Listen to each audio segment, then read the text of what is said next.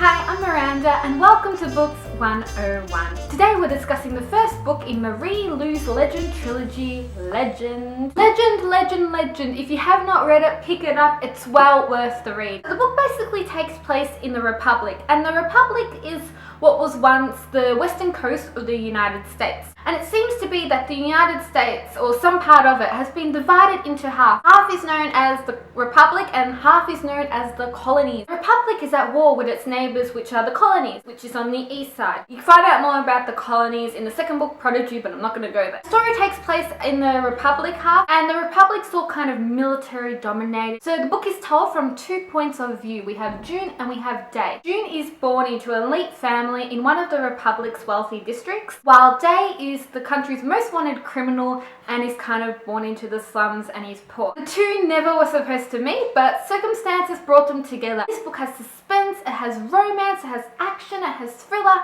it has literally every possible thing. I recommend this book to people that love dystopian stories. If you've read like The Hunger Games, Divergent, Mystic City, or the Matched trilogy, you'll probably like this book a lot. And it's already been signed as a movie deal and I cannot wait for this to become a movie. That's the end for the non-spoiler section. If you have read Legend, stick around and discuss this book with me. If you have not read Legend, click out. For me, this book started off very, I was like halfway through it, and then all of a sudden the whole plot just escalates. You cannot put the freaking book down. I love the 2 points of views and how they just connected, because Day is the suspect behind Matthias's death. Grew very attached to Matthias. You don't see a lot of him in this book. I could kind of get the big brother vibe of June, and he seems so nice. When he died, it was only like a couple of chapters in. I'm like, no, you didn't. You did not just kill Matthias. I never believed that Day killed Matthias. I did think from the beginning that someone was most definitely behind it. Thomas in this series, he started off okay, but when he took the orders from freaking Commander Jameson to murder in cold blood, just shoot Day's mum, was just like,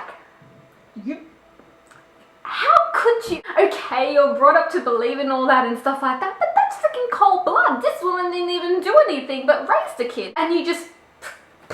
And June was all like, no one's supposed to get hurt. Well, we could have thought about that in the first place. I know you did your job to capture him and everything, but something was bound to go wrong. And then when you think nothing else is going to happen, all of a sudden the commander gets up herself and says, I'm not going to wait for him to kill off my soldiers. Bang! Shoots freaking Day in the leg.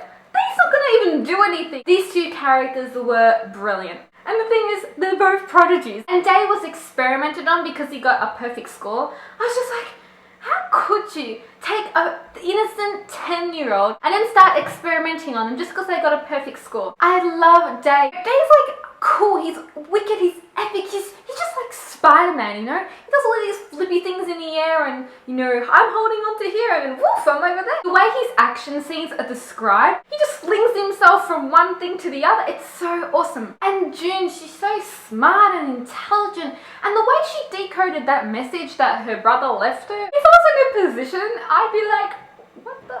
I wouldn't even be able to decode that thing. And June, woman power, when she steps in and helps Tess against Cade. I love page 211 where just Thomas and Day are just like getting at each other. Oh, is that what you've got down? I've seen the way you look at it. You want a bad, yeah? Is that something you're also trying to earn your way up to try? She's looking forward to your execution, Mr. Wing. I can guarantee you that. I love Solis.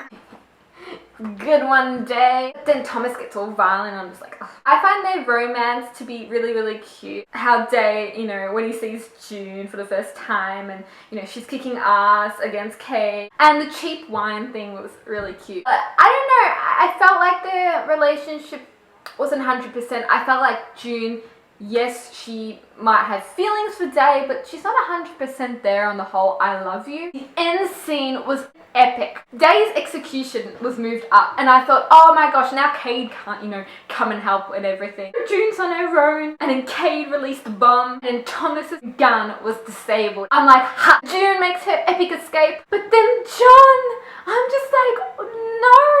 I was growing attached to freaking John. He made himself pretend to be Day and then he got killed himself. I'm just like, wow.